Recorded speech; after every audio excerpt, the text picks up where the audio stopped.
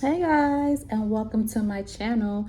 So today's video is about my breastfeeding journey. I am creating a pregnancy related playlist, so please feel free to go through that playlist to see if there's any other topics that interest you. So let's get into this. I'm trying to do this video while the baby's taking a nap, so hopefully we don't get interrupted. Sorry if you hear any noise in the background. Someone's doing their lawn. All right, so let's start off. So initially, I had high hopes to breastfeed this baby. High hopes. You know, I was so determined with my now toddler. With that delivery, I kind of felt a lot of defeated. I had a low low breast milk supply with that baby as well, and I gave out or gave in or whatever. I gave up. So sooner than I wanted to. I just kind of felt like it was just not working for me, and I was feeling down about it. So I just said, you know, I'll let it go. This time around, like I said, I had more determination. Last pregnancy, I had, so the first thing that you ought to do if you're pregnant and you're trying to figure out like what you should do to help prepare. This also, I will discuss those things as well. So the first thing I did was order my pump. So this, I have the Spectra pump. This was from my last, and I wasn't just gonna keep with this, but I saw somebody note or post something about like, you know, if you have that benefit through your insurance, why not get another pump? Like order your pump. Even if you have another pump, order a pump. And I'm like, you know, that's very true. Times have changed. My child now is 4, so that's been 4 years since the pregnancy. And, you know, things change, new items, new, you know, things come on the market. Let me see. So with all my research, I end up selecting this. This is a Zoomy pump. I chose this, okay? So what I was thinking was, let me take this pump. This is what I brought because I was used to using the Spectra. So I took this pump with me to the hospital in my hospital bag.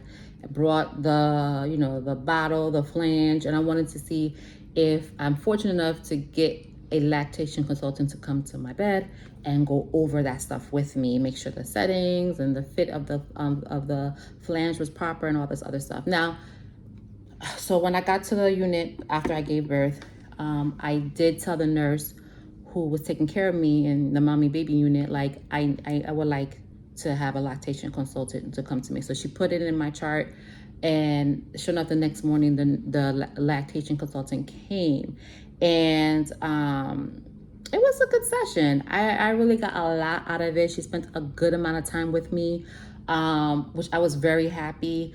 And now she first noted to me that this, though, even though she like looked at it and stuff like that, but it's not like they have, or like in her words, it's not like they know every single pump in the market, or at least she didn't. So like, so she, and plus that's not her scope really to like go through all the pumps, like my own personal pump. She did help me a little bit, but her main focus was for me to use the hospital pump, and she helped me get set up with that and get the flange size that I needed and everything like that. She instructed me to pump every 3 to 4 hours, and that was my schedule for pumping. Now, while I'm talking about the lactation consultant at the hospital, there was a conflict, or not conflict, or maybe like disagreement about what I should be doing based on what the nurse told me, what I told her the nurse told me, and what she wanted me to do as a lactation consultant. She was like, first of all, the nurse on the unit was like, okay, you put the baby on the boob, because that's what I wanted to breastfeed. So she said, okay, you just put the baby on each breast 10 to 15 minutes, no more than that for each one, because it gets to the point they're just sucking on you, just to kind of use you as a human pacifier. So when she had, the lactation consultant told me like, no, you're going to put the baby on the boob, and you're going to make sure that, you know, when the baby latches off, that's when you switch the boob. So she was like, absolutely not. I don't know who told you that the baby's just sucking on you. So anyway, and that's the thing I'm trying to tell you is that sometimes you're going to get, and oftentimes actually, you're going to get different perspectives. It's up to you to really try to go straight to the source to get the information, like what it is. And even that, some people have differences in opinions, but I'm just letting you know, be aware of that. But she basically took that out of my head to say don't do it that way. Keep the baby latched. When the baby unlatches, that's when you switch off. All right, so that's what I kept on doing. Okay, so also at the bedside, she went over she looked at the baby, she checked my latch, she told me to get comfortable. We went over positions, we went over the baby's actual latch. He had a good latch. Oh, before I forget, when she set me up for the pump, she also gave me a kit with all the things, and it has colostrum collectors. This something like this. This one is like, ooh, I hear the baby, like this. So you don't have to bring your own. Honestly, they have them there. Okay. So she noticed that the baby had a tongue tie. Actually, the pediatrician came in at around the same time, as they were there in the room around the same time, and I'll be back. Baby is crying. All right, so after the tongue tie finding by the doctor and the lactation consultant, basically my hospital stay continued, and I was breastfeeding the baby as recommended by the lactation consultant and pumping, doing the schedule. All right, so around 36 hours, the nurse came in and said that his blood levels were trending upward, and that I would have to basically start supplementing the baby's feedings with formula. So I was like, oh, okay, I didn't really want to do that, but I just, at that point, his health took over priority than me breastfeeding only. I just wanted to make sure that he was okay and that his blood work would start trending downward. So they put him into phototherapy, and so when it was time to feed, my directions were to nurse him on one breast for 10 to 15 minutes, and then give him formula and put him back into the nurse would put him back into the phototherapy machine. So the first time he took a bottle, it was kind of hard for him to, I felt like it wasn't like he had to learn how to use the bottle basically, and he took about 10 mLs. And then eventually, though, after being under those lights, he is, I believe, got hot. You could see like the skin is starting to dry off. Once it's time for feeding, it was like nurse on the breast, and then before I knew it, he was basically drinking 60 mLs, which is basically the size of this. Like, this is the size of that. He was just guzzling it down. And I was like, that's the first time I felt like, ugh. And I'm doing what I have to do. I am pumping. I'm doing my colostrum, collecting that. But I kind of felt like, oh, I don't have 60 mLs right now, because this is basically, we're 2 days in and he's already drinking, 60 ml. So, okay, so moving on, did what I had to do, follow instructions. I was pumping. I remember the nurse coming in saying that she saw like my collection of colostrum. I think they even had smaller bottles than this. I think there was even like half size of these, and I was filling those up and stuff like that. I remember her encouraging me and noticing that I did have a lot, in her opinion. Okay, fine. Now let's talk about the engorgement that hit me. I think about day 4. I was still in the hospital on day 4 because of what's going on with baby. I was technically discharged from the hospital.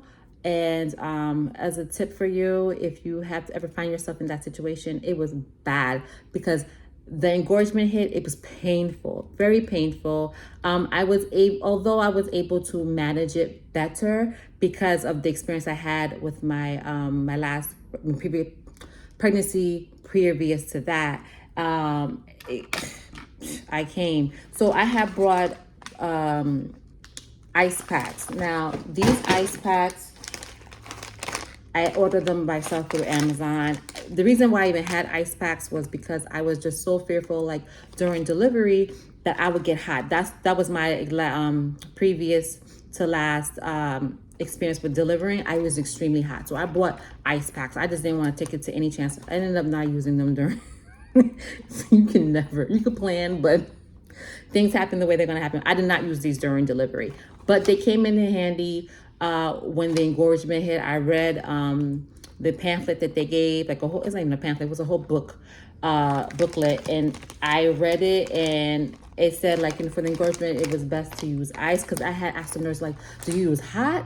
Do you use cold? What do you do? And I mean, I think she was kind of new, but I just followed the book, and the book said use cold, so I used these ice, and I put it right underneath, like when the milk was coming in, like right underneath my, like my armpits in that area, and because it started to harden like rocks, and that would just help me with the pain. The nurses couldn't give me anything for pain. I was no longer a patient in their system. I was just there solely for the baby. I did have a bed. I did have, a room to be with him, but I was not a patient. They were not allowed to give me anything. So hopefully I asked my man to come and bring me some medications, like so over the counter, kind of, Tylenol, whatever, just to help me with the pain. Because no. And by the way, these ice packs, they have them at the hospital. This is really for delivery, but they have them, and they also have heat packs. I don't think I mentioned my first latch. And then it's very painful because you have to get used to the sensation of the baby at the breast. But it also, when you're like post-delivery like that, your uterus contracts. Eventually, I started using these soon after. This is a hot pack along my, my area, my abdomen, to help with the pain from the contractions of the uterus from the breastfeeding. And I also asked him to bring me a heating pad, because if this was like very local, like one specific, because it's so small, I need a full heating pad just to put on my abdomen. So I mean, that's a tip for you. Okay, moving on. So hit the engorgement. Okay, so after the engorgement, basically I'm at this point, I'm back, I'm home. I am trying to keep this schedule as I had at the hospital with the feedings and all this other stuff, and I'm doing what I gotta do. I'm just like, I was hanging in there, definitely. But what kind of made it more challenging is that, remember I told you I was using the Spectra, and this one you have to like actually plug it in. So having to just sit in one spot when you have a toddler running around, and it becomes challenging. So what else was issue? That lack of sleep, and it's just the compounding, like night after night of not sleeping properly. So the fatigue was like setting in. But ultimately what was the real issue was just that I was pumping, I think, let's say like by week 4, like I just didn't really see any change in that, how much milk I was expressing. Like it was still like an ounce and a half, like on a good day, like per boob, or like sometimes one per pumping session. It was like really tough, like for me to see that in comparison to seeing other people, how much their milk has come in by, especially by that time. I was just like, yo, like I'm not sleeping and I'm not seeing the results, so I shared how I was feeling, because I was down. Like that can make you feel really, really, really bad. I remember like crying because I was trying to nurse the baby, and he's like flailing his hands, and I just like, I felt like, oh, I don't have enough milk for him. And it just made me, and I just gave him the bottle. I just crying in the middle of the night, like about my breast milk. I basically, I didn't really was looking for it, but my case manager called me. I had a case manager follow me along my pregnancy because I was considered high risk. So she called, it was for my 4-week follow-up. And she called me, and I did let her know how I felt. And she was like, well, let me send you a list of lactation consultants that you can reach out to. I'm gonna make a long story short. It's a little story time, but I'm gonna make it short as possible. So I booked an appointment with this lady. She canceled on me twice. Canceled on me twice. The first time, She I get there and no one's at the suite. I called the number that I had used to book the appointment, and they was like, oh, we're gonna reach out to her. I'm thinking like, maybe she's out to lunch, maybe she's running late. I don't know what the situation is. So I'm waiting, and she calls me back and she goes, from a different number this time. She called me from back and she said, oh, I sent you an email this morning. And it's just, to me, the way she said it was like, she sent me an email canceling, saying that something came up and she had to cancel. Okay, fine, that's no problem. And she said, I called you. And honestly, she did call, but like, it's not her fault either way. Like, she left me a voice message after she had called when she didn't get me. And but it was like, I get so many calls from all the spam calls, and if it's not a number, I didn't even see it anyway, but like, it just got buried with all the missed calls, all the notifications on my phone. And on top of that, like, the voice message notification does not pop up on my phone. Even when I was on the phone with her, I could not see the voice message. It came in later as we were talking, like, oh, here it is. So it's not her fault that, yes, she made an attempt to call me and I didn't answer, and I didn't get her voice message. But it was the tone in which she said, I sent the email. I kind of felt like this lady doesn't really have, something right there struck me. It could have been like I was emotional because, postpartum, you're emotional. But like, I just felt like, you could have, if you didn't hear from me and I'm traveling with a baby, that's a newborn that's hungry, I think you should just, even if I saw the text when I arrived, just sending a text real quickly to say, hey, I had to cancel. Please stay home. Don't travel with that newborn, and just feed the baby, because the baby was crying because it was hungry and I was waiting on her. I just kind of felt like she kind of lacked kind of a little touch, like a little empathy. And anyway, I say all this to say, just find out who you can. The same way you look for research for your pediatricians, look up for a team for yourself, or resources that you would need for yourself. Lactation, if you want to breastfeed, that's one of that you want to do. Find somebody that can help you, and you can like speak to them beforehand and know their processes and what your insurance needs to do, or whatever you need to do. I found another one. She did travel. She did a travel fee. I wouldn't mind going to her, but I think by the back and forth with the other one, I kind of just like forget it. I didn't want to do anything anymore. I just moved on with my plan. Okay, plan of just getting a referral from the pediatrician about the tongue tie and going to an ear, nose, and throat doctor, because it's already confirmed that, I saw it. I don't even know much about it, but I know that he had a tongue tie.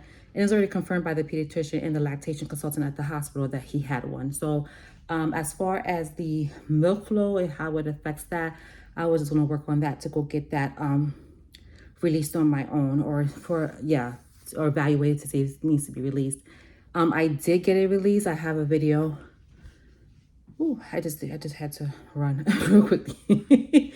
Anyway, so I moved on. What I ended up doing was, what really first step of what helped me is understanding where I was at the process and saying to myself, like, you have low blood sugar. Like, there's nothing like, I had low milk supply, and I needed to be okay with that. I really needed to be okay with that if I was choosing to continue to breastfeed, and I couldn't no longer compare or look at everybody else's, what they're doing. I had what I had. Yes, I can try to increase it, but if nothing else goes more than that, I have to make a decision. I had to really say, I don't need to breastfeed if I don't want to, right? I think that there's a pressure, like, especially with, I don't know if you guys experience this, but like with family members and other people, like as soon as you sort of, oh, are you breastfeeding? Like that's like one of like a lot of common questions that they ask. And, you may feel pressure to do it. And I wanted to, I don't know if I wanted to for my own ego, or, I wanted to because I don't know, it was a myriad of reasons as to why I wanted to breastfeed, or to say, oh, I can do it. But anyway, I made a decision as to, yes, I want to, because I wanted to do it for like that it was best. I saw that it was easier for him to digest. And I really wanted to just give him what I could. And that's where that big decision helped me from being a victim or feeling like a victim, like, oh, woe is me, I have a low milk surprise, instead to say, hey, I'm able to give him, 6 ounces for the day. I mean, that's probably somebody's feeding for one, but like, if that's what I can do, that's what I can do. What? And I had to start beating myself up about it.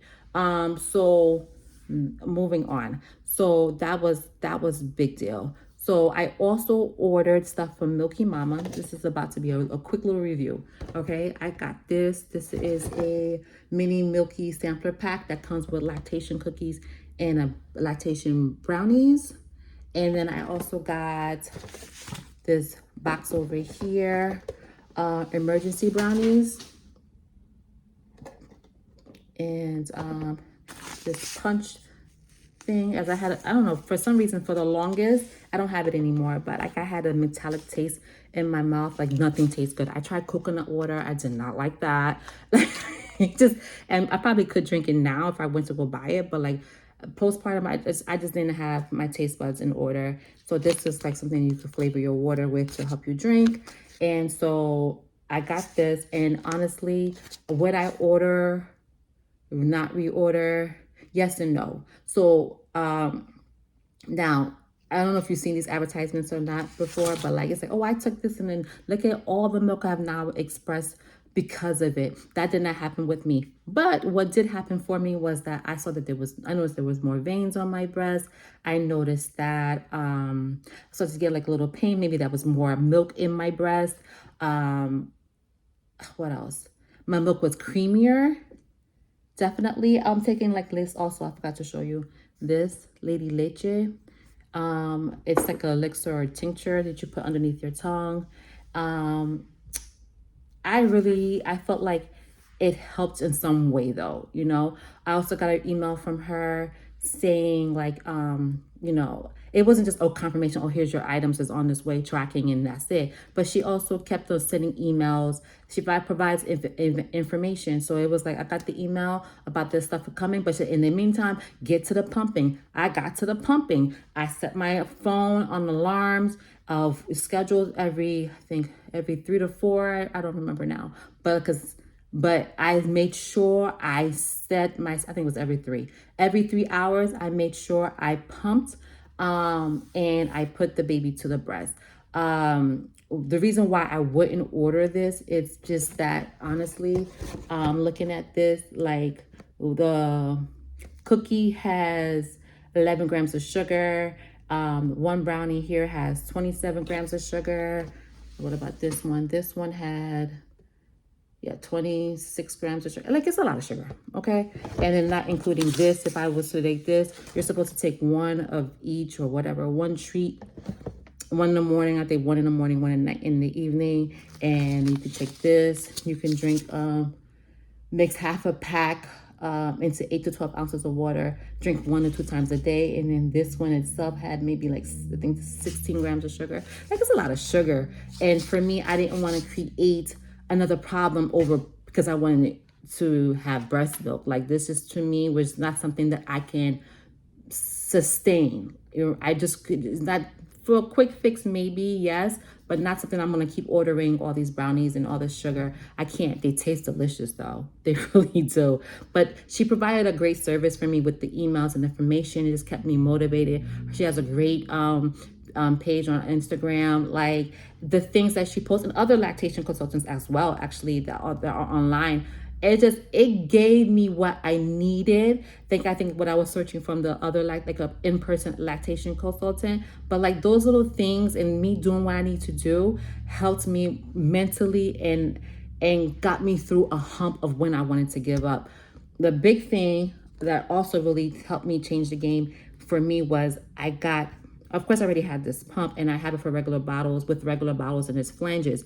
But my good sis, I had it on my registry. This comes with cups that you can be portable with it. So the cups, so I put this machine in a pouch, and I put the cups on my breast, and I'm able to walk around and be freely and I can do other things. I mean, I can't bend forward because the milk could leak, but like, there's things like I could stand up upright and do some things while I am pumping. So it helps me multitask a lot. And that kind of just freed me up from being sitting on the wall. I mean, sitting plugged, having the other pump plugged into the wall. I mean, everything has its moments, but there's times when I need to be out and walking around, up and walking around, I should say. And this was what gave me my freedom with the cups. And that was a total game changer for her, for me. So I just want to say thank you to her. You know who you are. Thank you so much. I also have on my kit like this little massager. I think they sell this also with a warmer. This is just a massager, but I have this as well. These are Lacinol TheraPearl 3-in-1 breast therapy packs. You can use this. Let me just show it to you. So this is two of them, of course, in here, and then this is the pouch. And you can use this cold to reduce pain and swelling caused by engorgement. So remember I told you about the cold when the hospital, I didn't know to use hot or cold, but he's saying right here, you can use the cold for the engorgement, and you can use hot to relieve plug ducts and mastitis, and you can use hot to encourage milk flow while pumping. Okay, so this is what I begin to use. I also have a Haka. I haven't really used this, but I need to. I'm gonna start using this when baby starts dropping feedings. Oh, I didn't tell you. Overall, that's another thing that helped me with my nursing is I cut out the pumping. It sounds counterintuitive, but I think I was being overwhelmed. Yes, I had the cups and I used this what I could, but overall, my main preference is just to put the baby to my breast and just nurse the baby. That was like just sticking to just nursing helped me a lot. My milk is coming in, and before my milk was coming in like in drops and driplets when I went to go squeeze the breast. But let me tell you what had definitely helped with the streaming. I did get a little stream with the Milky Mama, but really helps me with the streaming. Like when I say streaming is like when I squeeze the breast and then like I saw milk shooting out of the nipple was from when I used fenugreek. And how did I get this in fenugreek? It was just like, I don't know. I've never gone to the supermarket like early in the morning, but for that day, I really had to go early in the morning, go get something from my toddler. And they were actually loading up the shelves in the produce aisle. And I was like, well, I'm here. I might as well get some other things for us. So I was looking for watercress. And I'm looking at the green section. She points me over to the freezer, like refrigerator section. And then I'm looking at the produce section though. And I'm like, what is that you're putting on the shelves? Like, it just like my eyes just fell on her hands and what's going on, what she's doing. And she was like, oh, this is a new item. We just had it in today. It's fenugreek. I've never seen fenugreek in the produce aisle. Never. And I grabbed a bunch. And I mean, a bunch, I mean, like, just like I took one. And what I did with it was, I had a protein shake. I'll put it up for you. I had a protein shake and I blended the fenugreek with it. Now I'll just warn you that the fenugreek, for at least for me, it had a lot of flatulence. I just thought it was just something that was going to just increase my milk supply. Whereas the stuff that I took from Milky Mama, I didn't have any other symptoms outside of my breast. Whereas the fenugreek directly though, like a lot of flatulence, and I felt like it was a low key, like a detox. Like seriously, this thing cleaned me out, and the milk started just expressing itself. I mean, yeah, when I hand express, it's just like shooting out. Also, what I do is I make sure while I'm nursing, because I had a difficulty making sure I was hydrated because of the taste, yes, and just remembering, sometimes you're just busy, you're going, you forget to drink. I make sure I drink each time I nurse, okay? I have a bottle of water each time I nurse, and I'm drinking. So the fenugreek was awesome. I haven't found it. I heard that it's very popular in Indian cuisine, so I might have to take a drive to a town that has a lot of Indian people, so I can find like maybe one of their shops that sell fenugreek. But let me just say it as a disclaimer. I know I'm not saying that you got to take it, but like, you know, you got to at least check with your lactation consultant or your doctor to see if that's something appropriate for you in your body. Okay. Now, I don't know what else to say. I think that's pretty much it. Yeah, I feel like I'm rambling. Hopefully, though, that whatever I've said to you and shared with you, you found very interesting and valuable information. Some of the products, if you have any questions or as to where I got them or anything like that, a lot of this stuff you can get on like this stuff and on Amazon or I don't think there's any Bye Bye Babies anymore, but but you know, you can find this stuff kind of readily easily. But I'm definitely getting that fenugreek. I'm definitely getting this Lady Leche. I'm gonna get something else as well. She has different ones. You can like go on her website. She gives you like a little quiz and you figure out what's your needs.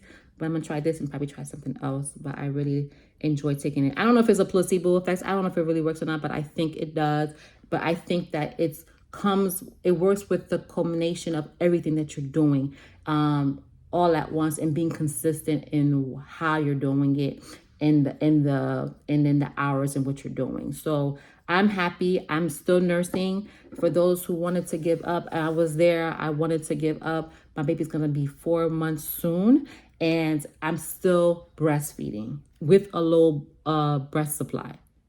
Or maybe it's because I still have to supplement with a bottle. But I know there's a difference between, let's say, when I had to come to someplace where he was with grandma and I didn't have any milk because I don't express milk. I don't pump milk. But I filled the bottle and he drank the whole bottle. But when I'm nursing, he drinks half that bottle. So he's getting breast milk. I just can't see it. My breasts are full and I just give him what I can. So guys, thank you for watching. And please like the comment, subscribe if you haven't. Till next time. Bye.